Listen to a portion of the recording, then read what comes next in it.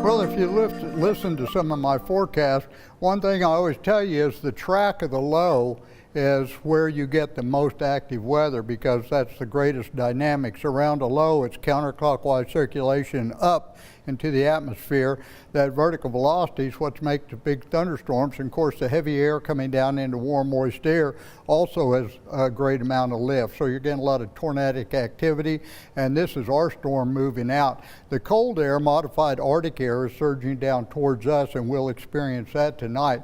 So our skies have cleared. Now we have some showers here based on the frontal push coming down, but this area that aims at us is going to dry out. We've got a very dry air mass in the lower atmosphere. So right now we're not calling for anything but the open sky and a wind shift. We got into the 80s and we had a lot of 70s as well. Most of us 80s.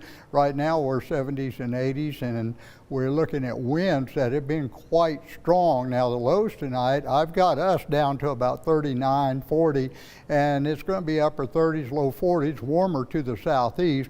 Sustained winds have been from the west, and those winds have been 20, 25 miles per hour. We are under a wind advisory until 7 p.m. And the wind gusts, you can see Waco had a gust of 40, 30, Georgetown 33, Hamilton, so we've got the very gusty conditions. The winds will shift to the north, sunshine, overnight 39, 59 big number tomorrow, and we've got some cool days and nice weather. There's going to be a little bit of surge come through. We may get a small shower overnight on Friday night, but just more clouds and the temperature surge as we hit the weekend. We'll be back after the break.